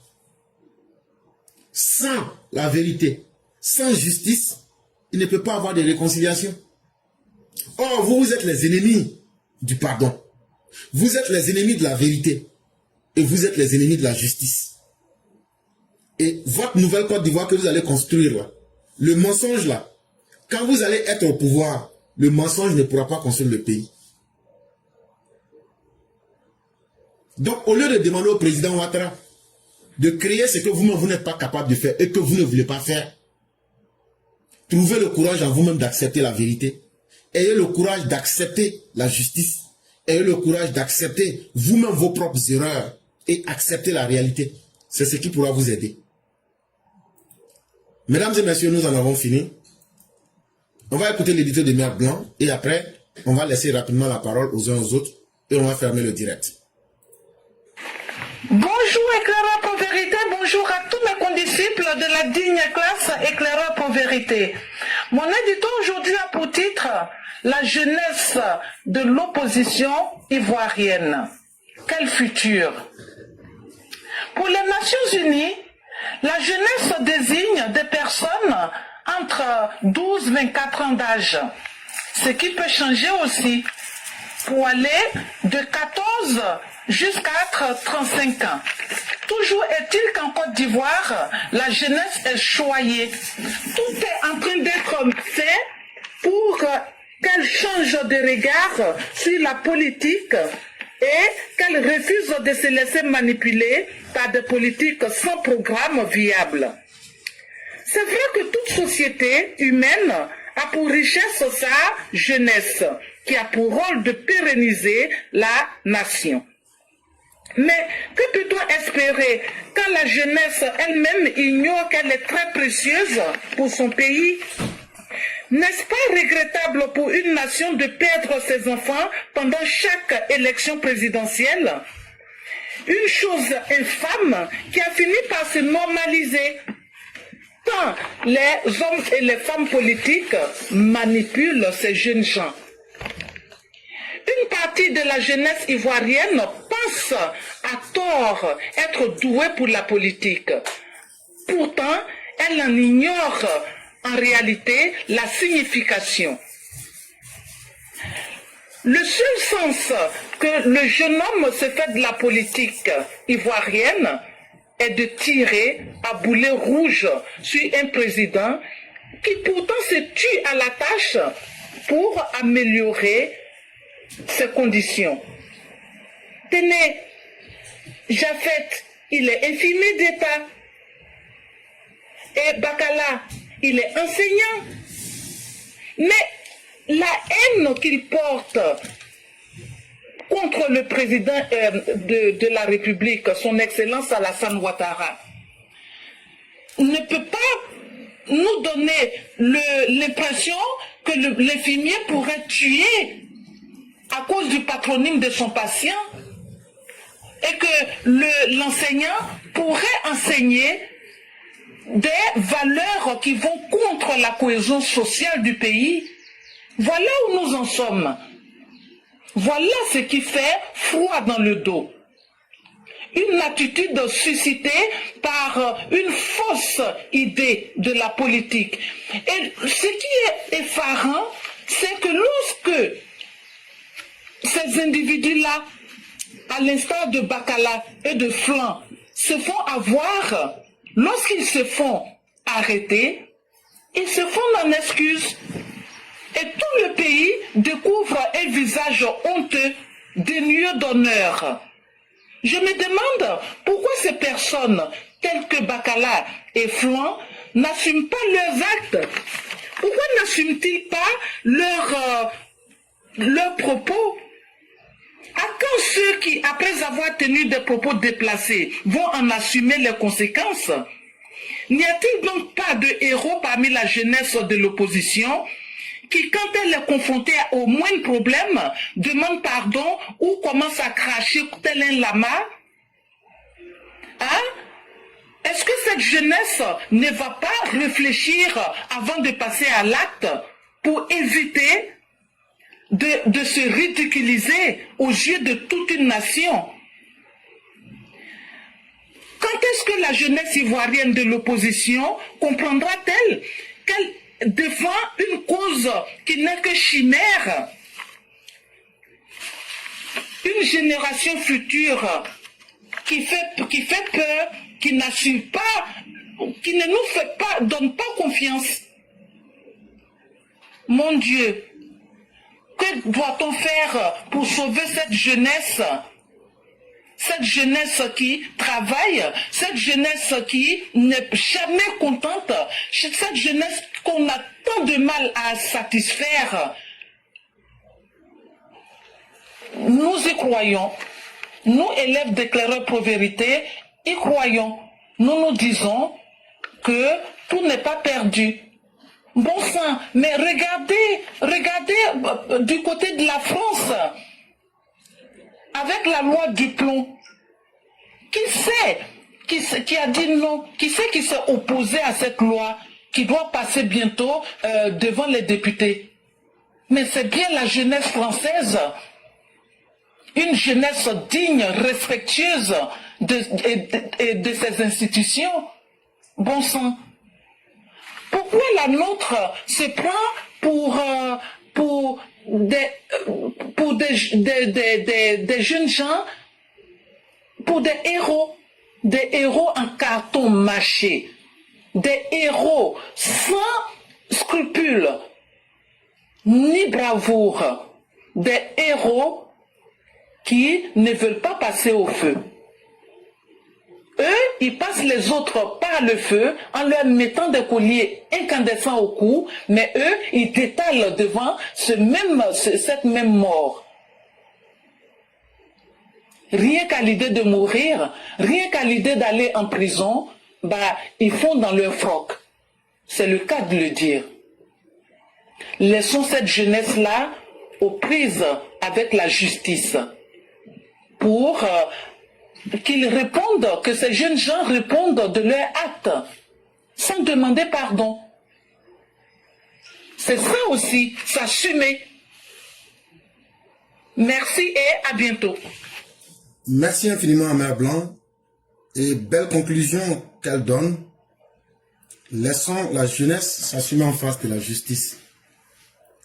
Et c'est très important. Là où pendant très longtemps la jeunesse a été animalisée, la jeunesse a été encouragée dans le mal, les gens finissent même par oublier le sens de la responsabilité. Et vraiment, s'il y a un mal qui a été fait à notre pays, Laurent Gbagbo et sa bande ont non seulement détruit assez de vies humaines que ni la colonisation ni l'esclavage en Côte d'Ivoire n'ont fait, mais il a détruit aussi les valeurs morales et même les valeurs académiques. Le mal de Laurent Gbagbo a été tellement profond que lorsque vous vous asseyez et que vous regardez aujourd'hui les relais qu'il laisse derrière lui, c'est un héritage dangereux. Et même le PDCI qui se sert aujourd'hui à ce jeu. Et c'est là que la justice devrait être implacable. C'est là que la justice devrait être plus que ferme. Parce qu'on ne peut pas continuer, si nous voulons construire une nation, avec des jeunes qui posent des actes, et dès qu'ils voient le poids de la responsabilité de leur acte posé, je demande pardon. Mais c'est trop facile. Vos paroles tuent. Vos paroles détruisent des vies. Vos paroles blessent et déchirent des cœurs. Et vous voulez que le lendemain vous dites pardon et que ça passe. Et même souvent, c'est eux-mêmes qui imposent le rythme de leur pardon à leurs victimes. Pendant trop longtemps, cela a été une habitude en Côte d'Ivoire. Et il faut que ça cesse. On a conseillé, on a averti, on a interpellé. Mais si aujourd'hui, tout le monde voit le mal de ces attitudes-là, c'est à chacun de nous de persister. Nous qui pensons que nous sommes dans la bonne voie, continuons à sensibiliser. Continuons à montrer à ces malfaiteurs qu'une autre alternative est possible. Celle de se reformer. Tu as construit ton avenir, tu es devenu infirmier, tu es devenu instituteur. Ce n'est pas Gbagbo qui a construit ton avenir, mais tu t'es laissé abuser, tu as détruit ton avenir. Bakala, lui, s'en est pris 3 ans. Quand il va sortir là, est-ce qu'on va l'attendre pendant 3 ans? Son casier judiciaire sera sale. Et il doit payer 5 millions en plus de cela. Où ils vont enlever cette somme? Entre-temps, les politiciens, eux, ils auront gagné leurs milliards qu'ils ont dans leur compte bancaire. Ils ne vont jamais partager ça avec toi ni ta famille. Quand on donne des conseils, les gens pensent que c'est parce qu'on est bête. Il y a des comportements là, ça ne paye pas. Il y a des comportements là, ça ne fera que te conduire dans un enfer. Mais si tu dois aller en enfer là, tu dois te retrouver en enfer pour toi-même tes propres choix. Tu ne fais pas un choix qui a été guidé ou même téléguidé par quelqu'un. En tout cas, la justice, nous osons espérer qu'elle ne sera pas laxiste. Nous osons espérer qu'elle ne va pas reculer. Que non, comme ces élections-là, on ne veut pas qu'on a qu'à gâter le nom du pays. Mais les gens n'attendent pas. C'est bien sûr à cause des élections que les gens sont en train de poser des actes malveillants. Et donc justement, si votre travail était tellement facile que c'est vous qui devriez choisir quand les criminels devraient aller voler, quand les incidents devraient se faire, en ce moment tout le monde pouvait jouer votre rôle. Mais dans chaque travail, il y a un défi. Dans chaque travail, il y a un défi. C'est parce que les malfaiteurs se disent, comme il y a des élections, il faut qu'on mette tout en place pour essayer de créer le maximum de désordre. Et c'est aussi à ce moment que vous devez multiplier aussi les sanctions. Il y a une belle prison qui a été construite à Korogo. Et elle est pratiquement vide. Et tous ceux qui sont des clients, la prison, elle est suffisamment vaste. Et elle va les aider à se re-questionner sur leur vie et à redonner un nouveau sens à leur existence. Et donc là, ce n'est pas la prière qui manque. Et donc la compétence juridique ne doit pas faillir. On a assez de prisons. Et ceux qui ne veulent même pas la prison et qui veulent des affrontements directs sur le terrain, mais ils auront leur sort en face d'eux-mêmes sur le terrain. Et ça, on ne peut rien pour ces personnes. Mais ne rien faire sera le plus grand piège dans lequel nous nous mettons. Nous-mêmes qui pensons être sur la bonne voie autant que les coupables. Il faut qu'on les décourage chaque jour avec nos paroles, avec nos actes, pour qu'ils comprennent que le monde a bien changé et que ce qu'eux veulent faire, ça ne va plus prospérer. Vraiment merci à Mère Blanc, merci à tous ceux qui nous ont suivis. Nous sommes à la 56e minute. Aujourd'hui est un jour ouvrable. On ne pourra pas durer autant que les autres jours. Tous ceux qui souhaitent prendre la parole, rapidement signalez-vous pour qu'on puisse vous accorder le temps de parole. Et donc, si quelqu'un souhaite prendre la parole, démontrez à travers votre présence en demandant simplement « je veux prendre la parole ». Si vous n'avez jamais pris la parole ici, tout ce que vous faites, vous partez sur votre Messenger. Parce que beaucoup font l'amalgame. Ce qu'on appelle Messenger, c'est là où tu reçois les appels. C'est là où tu fais les appels vidéo. C'est de cela que je parle. Je ne parle pas de inbox. Là où tu reçois les appels téléphoniques et vidéo, c'est là-bas qu'il faut partir. Sur ton profil. Tu tapes éclaireur en un mot, pro-vérité c'est en un mot, et puis BIS, BIS. Quand tu vois l'image du président et autres, maintenant tu tapes je veux prendre la parole. Quand tu tapes je veux prendre la parole, on va t'accorder la parole. Pourquoi on fait ça? Parce que si tu n'as jamais communiqué avec nous une première fois, même si tu appelles, ça ne passera pas. C'est comme ça que Facebook est conçu. Donc pour que nous ne puissions pas rater ton appel, si tu n'as jamais appelé, c'est de cette façon-là qu'il faut procéder. Maintenant, si tu as déjà appelé une fois, là ça devient plus simple. Tout ce que tu as à faire, c'est de signaler que tu veux prendre la parole.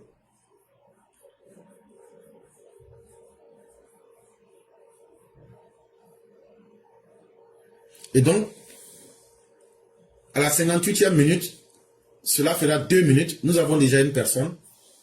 On va donc partager le temps que nous avons et on va boucler. Et en semaine, on n'a pas le temps. En fonction de la disponibilité, on offre rapidement le temps disponible. Après, donc, nous sommes à la 58e minute. Donc, c'est avec Mère Sali Kone que nous allons faire le direct. On va lui donner le temps de parler. On ne pourra plus prendre quelqu'un. Et après, elle, donc, on va fermer le direct. On ne pourra vraiment plus prendre quelqu'un. Et donc, je dis merci à tous ceux qui ont montré de l'intérêt aujourd'hui. On va écouter Mère Sali Kone. Et dès qu'elle a fini, on va passer à la conclusion. Et je dis merci à tous.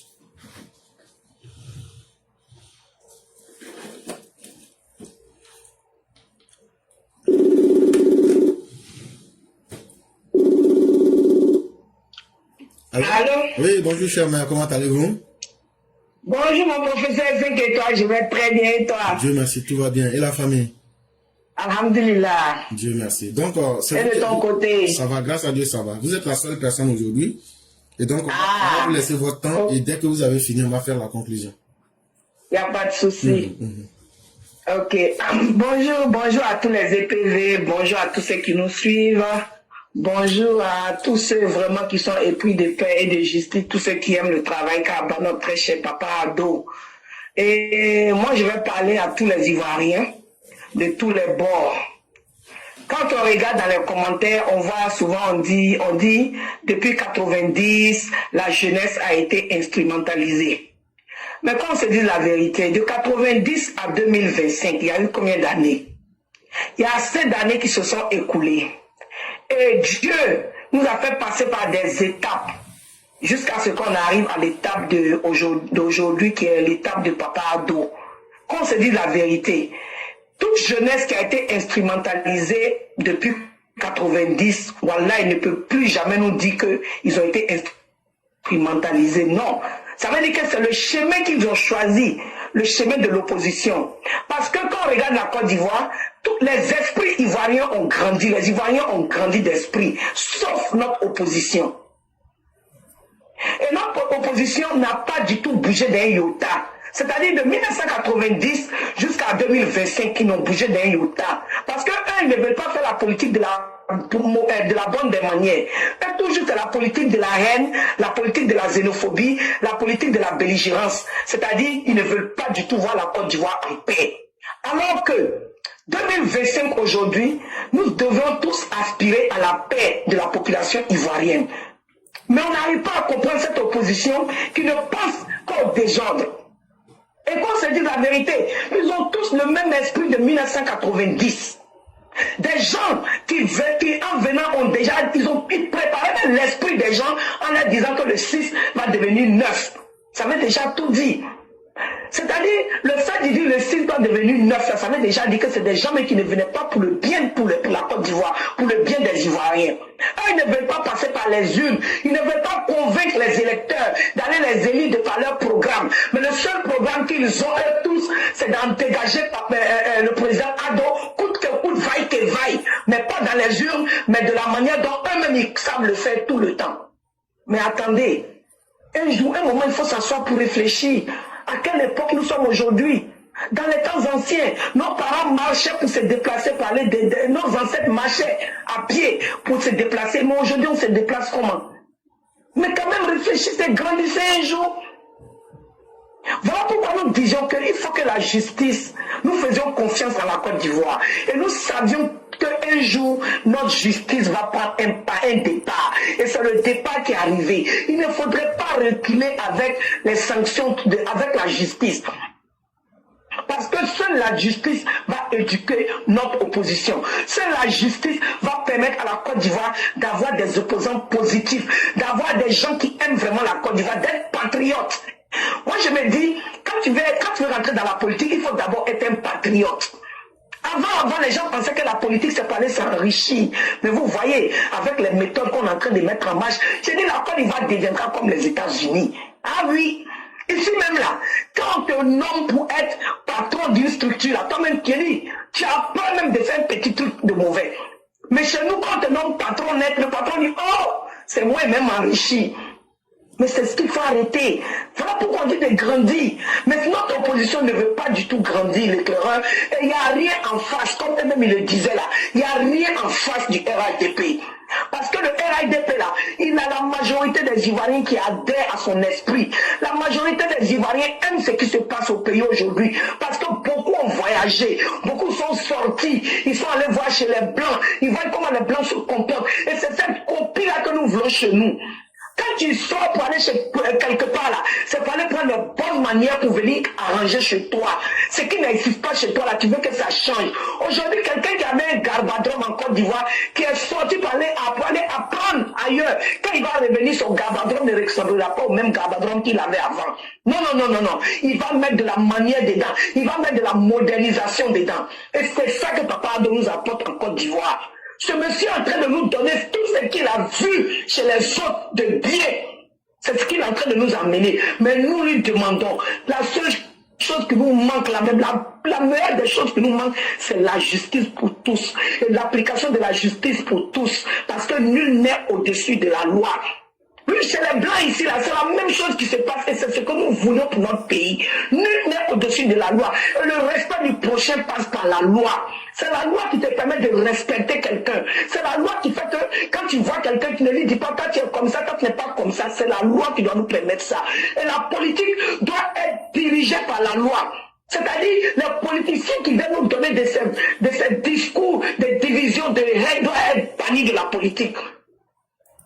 Ah oui, parce que nous ne voulons plus retourner en arrière. Le monde avance et vous ne voulez pas avancer avec le monde. Nous sommes fatigués et que Dieu continue d'avoir sa main sur la Côte d'Ivoire pour qu'on puisse avoir une Côte d'Ivoire nouvelle avec des opposants patriotes, mais pas des opposants qui aiment même le pays. Parce que quand tu dis que tu es un opposant, tu n'as pas besoin d'être sur le trône pour pouvoir faire du bien pour ton pays.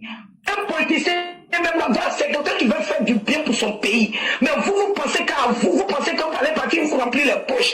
On a dépassé ce stade-là. La Côte d'Ivoire nouvelle est en marche avec le RHDP. Voilà pourquoi je dis toujours que le RHDP doit faire 80 ans pour que tous ces esprits maléfiques-là puissent disparaître du monde et puis laisser un monde en paix à nos enfants pour qu'ils puissent vivre comme de la manière aux États-Unis ici. Les gens vivent tranquilles, les gens ont la paix du cœur. C'est-à-dire que franchement dit, tellement les gens même sont en paix mais qu'ils s'en foutent même de politique. Franchement, un jour on aimerait voir notre Côte d'Ivoire comme ça et ceci ne peut être fait si ce n'est par l'application de la justice. Vraiment, que Dieu donne la force à nos justiciers ou bien ces justiciens, ouais, je sais pas. Prenez un, laissez l'autre pour que vraiment notre justice puisse avancer et pour que les Ivoiriens vivent en paix. Parce que notre pays est sorti des terres. La Côte d'Ivoire est en train de fleurir et nous ne voulons pas voir cette fleur-là se faner. Nous ne voulons pas voir cette fleur-là sécher. Nous voulons que cette fleur-là soit toujours arrosée pour que les Ivoiriens puissent jouir de leur propre pays. Vraiment, merci l'éclaireur. Si je suis la seule, je m'arrête là. Toi-même aussi, tu as assez développé. Merci pour tout ce que tu fais. Que Dieu continue d'avoir sa main sur notre très cher Papa Ado. Que Dieu protège la Côte d'Ivoire. Que Dieu protège nos forces de l'ordre. Vraiment, nos forces de l'ordre, vous êtes trop au beurre. On vous met au beurre parce qu'on sait que la paix commence par vous. C'est par vous que tout commence. Que Dieu vous guide. Et que Dieu ne laisse jamais ces esprits maléfiques-là pouvoir vous atteindre. Qu'il vous protège avec ses anges. Parce que vous aviez à votre tête des gens qui pensent à vous. Vous aviez à votre tête un président qui pense à vous. Parce que si le président ne pensait pas à vous, les manigans de Sorogion auraient pris depuis longtemps. Vraiment que Dieu nous bénisse, que Dieu bénisse tous les EPV, l'éclaireur, que Dieu te garde aussi longtemps à nos côtés. Merci beaucoup et je m'arrête là. Merci infiniment, cher maire. Il y a quelques personnes qui se sont présentées. Malheureusement, je dis toujours, ne vous présentez pas avant et après. Parce que quand vous vous présentez avant, je suis en train de faire les commentaires. Et donc, s'il vous plaît, respectons le carnaval qui est donné. Parce que quand c'est comme ça, ça force toute la donne. Parce que dans ma tête, là, je devais fermer puis partir. Donc, on va laisser de façon exceptionnelle 5 minutes à tout le monde pour pouvoir s'exprimer. Mais s'il vous plaît, ne demandez pas, je vais prendre la parole au moment où je suis en train de faire les commentaires. Je ne peux pas commenter. Je ne peux pas être en train de réfléchir. Je ne peux pas être en train de lire les différents messages au moment où je ne suis même pas sur le Messenger. Et quand c'est comme ça, c'est le moment où je dis, venez prendre la parole là qu'il faut se signaler. C'est très important. Et donc, cher, on va vous dire merci, mais on sera obligé d'aller très vite. Et donc, les personnes qu'on va prendre, on va vous dire d'aller extrêmement vite pour qu'on puisse fermer. Cher, on vous dit merci et on vous souhaite une excellente soirée. Merci beaucoup, professeur. Inch'Allah, à demain. Merci beaucoup.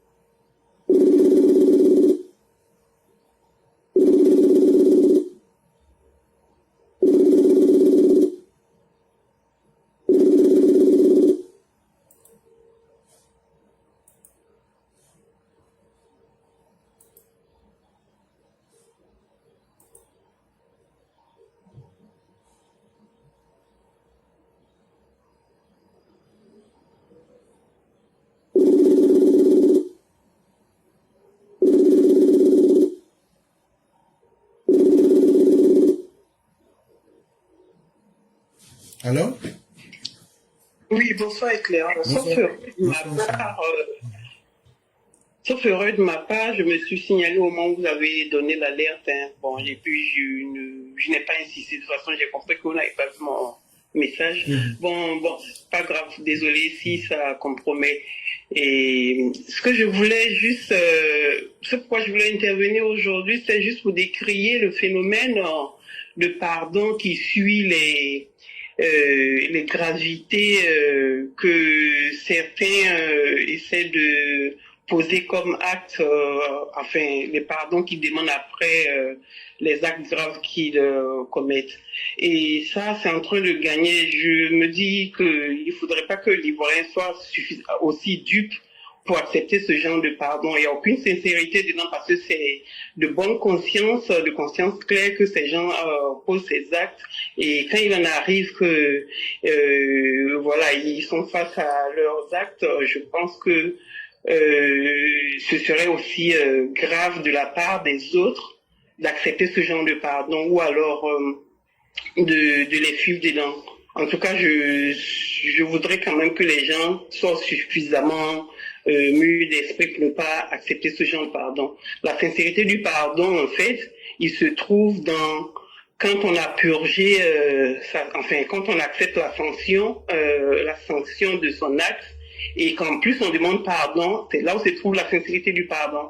Mais un pardon qu'on demande pour échapper à une sanction, je crois qu'on peut comprendre simplement qu'il n'y a pas de sincérité dedans et qu'il ne fallait pas se laisser duper avec ce genre d'acte émotionnel. Il faut arrêter avec ça et la situation est suffisamment sensible pour venir introduire, pour accepter d'introduire ce genre de choses dedans. Et ça me donne même l'occasion de parler, par exemple, de Blé Goudé, qui, en mon sens, ne devrait même pas exister dans la scène politique ivoirienne. Et que pour moi, pour qu'il soit accepté, pour qu'on sache sa sincérité, ce serait peut-être de s'effacer complètement de la scène politique, mais de faire semblant d'être un mou, une chose comme il est en train de faire, je vois pas de sincérité dedans, sauf nous berner pour atteindre son objectif dans une atmosphère qui ne lui est pas favorable. Et donc c'était juste appeler les uns et les autres à ne pas tomber dans le phénomène du pardon qui, voilà, pour compromettre tout ce qui pourrait nous épargner les problèmes. Merci beaucoup. Merci infiniment, cher maire, et faites confiance. Je peux vous dire que celui qui demandait pardon vient d'être arrêté, Jean-Louis Bacala. Il est aux mains de la police. Et tout va très bien se passer pour lui. Et n'ayez point de crainte. Un pardon qui n'amène à aucune réforme est de la moquerie. Ils savent ce qu'ils posent comme acte et ils doivent savoir être suffisamment courageux pour accepter les conséquences. Et nous n'allons pas tomber dans cette situation où on blesse des gens, on pose des actes, et c'est quelle société on veut construire si on veut partir sur du pardon vide. Et donc le concerné vient d'être mis aux arrêts, et je crois que les choses vont très bien se passer pour lui, c'est ce que je peux dire. Et il est suffisamment grand, il sait ce qu'il a fait. Et soyons zen et restons sereins. Vraiment, merci à vous. Et on va vous souhaiter une excellente soirée avec toute la bonté divine.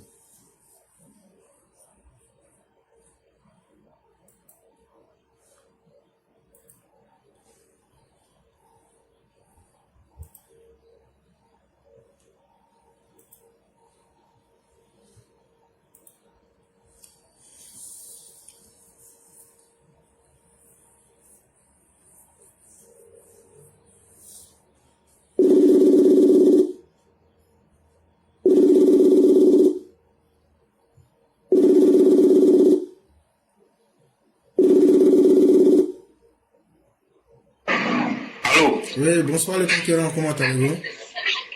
Oui, bonsoir cher frère Cora, je vais très bien. Ok. Donc, et chez vous? Ça va, grâce à Dieu, tout va bien. Donc on va vous laisser Alors, parler. je vous remercie de me donner la parole. Donc aujourd'hui, je vais encore revenir sur le problème d'hier et vous faire écouter cette vidéo. Un instant, hein. Le problème dans l'enseignement dont j'étais en train de parler, je vais vous faire écouter la vidéo un peu plus rapidement pour permettre aux uns et aux autres de comprendre quelque chose. Le regard concentré, Aristide s'affaire sur un chantier de sable. Enseignant d'histoire-géographie dans le privé, il trompe les salles de classe contre le fleuve durant les vacances scolaires. Une reconversion temporaire, mais indispensable pour subvenir à ses besoins, faute de rémunération en cette période creuse.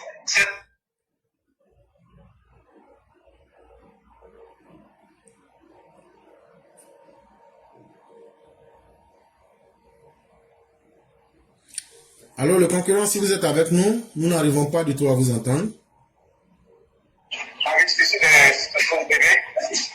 Allô? Oui. Les pieds enfoncés dans la boue, le regard concentré, Aristide s'affaire sur un chantier de sable. Enseignant d'histoire-géographie dans le privé, il trompe les salles de classe contre le fleuve durant les vacances scolaires. Une reconversion temporaire, mais indispensable pour subvenir à ses besoins, faute de rémunération en cette période creuse. Cette activité lui rapporte 1500 francs CFA le jour. Nous sommes ici encore au boulot avec mes collègues. Nous sommes venus travailler. Vous voyez, c'est pendant les vacances, la vie difficile de situation du bébé. Elle est vraiment très facile, très compliquée. Et pour moi, je venais à nos besoins. Nous sommes obligés de travailler. L'enseignant empêché de ça. De nombreux enseignants du privé se retrouvent sans salaire pendant les grandes vacances. Une situation que dénoncent les syndicats qui appellent les autorités à prendre leurs responsabilités. Un enseignant du privé qui fait le même travail qu'un enseignant du public devrait avoir des salaires qui sont plus ou moins similaires. Avec des subventions que l'État baisse, ces subventions-là, il y a d'une part pour les enseignants et d'autre intervention est même à sa cause de laisser ces travailleurs dans la précarité. En Côte d'Ivoire, la rentrée scolaire est prévue pour le mois de septembre. Pour des enseignants comme Aristide, chaque jour. Ok, donc comme je vous ai dit, je vais m'arrêter là pour la vidéo, mais vous avez bien fait le constat. Ceci était tout simplement une vidéo pour illustrer ce que nous avons eu à faire hier. Donc aujourd'hui, les faits se présentent bien devant tout le monde. Les uns et les autres doivent comprendre que la situation que nous étions en train de décrire hier est une situation réelle à laquelle le gouvernement devra faire face. Et pour ne pas être long, hier nous avons assez développé les sujets, mais comme aujourd'hui nous n'avons pas assez de temps, nous allons revenir prochainement sur ce sujet et je pense que c'est une interpellation collective. Les décideurs devront prendre des décisions très importantes, étudier la question attentivement pour le bonheur de l'éducation nationale dans notre pays. Je vous remercie. Vraiment, merci infiniment le concurrent. Merci encore d'envoyer en plus des propos d'hier la preuve, ce qui rend encore plus crédible la situation. Et il faut dire que c'est une situation qui est assez désespérante, parce que voir quelqu'un qui quand même a fait des études et qui a bien voulu quand même redonner ce même savoir, mais qui se retrouve en train de tirer le diable par la queue de cette façon, ça fait assez mal quand même. Mais Dieu merci, comme on a des impénitents, des inconscients, qui ne prennent pas conscience et qui veulent la prison mieux que leur boulot, je crois qu'il y a 2 places vides. Hein. Voilà, pour cet enseignant consciencieux, je crois qu'on peut lui demander de faire un test rapide pour aller occuper l'espace de Bacala, Jean-Louis, ou bien même s'il y a des infirmiers, etc. C'est une manière triviale de parler, mais c'est en même temps très sérieuse, pour dire que ceux qui veulent sérieusement quelque chose ne l'obtiennent pas. Mais ceux qui n'ont que faire des opportunités, c'est eux aujourd'hui qui sont remplis dans nos salles de classe parce que c'est eux qui ont les moyens de corrompre ou même qui ont les parents qui les aident à rentrer dans l'administration pour créer la merde dans cette administration-là. Et donc, vraiment, merci encore d'être venu à la charge. C'est nous qui vous disons merci. Et donc, en 2 minutes, on va vous laisser faire la conclusion. Alors, je vous remercie énormément. Comme vous le savez, tous les jours, nous sommes ici pour éclairer l'opinion publique. Nous ferons toujours de notre mieux. Aujourd'hui est un jour, demain sera un autre. Nous demandons toujours aux uns et aux autres de nous faire confiance, de donner le meilleur d'eux-mêmes et de venir écouter, d'aussi venir exposer les problèmes de la société ici. Nous ne sommes pas censés tout connaître. Nous faisons de notre mieux pour améliorer la situation. Et comme je l'ai dit toujours, nous serons toujours disponibles à faire ce que nous pouvons pour l'évolution de la situation. Donc je vous remercie beaucoup, portez-vous bien, demain sera un autre jour. Merci à vous, merci à tous ceux qui nous ont suivis. Demain sera un autre jour et que la bonté divine nous accompagne.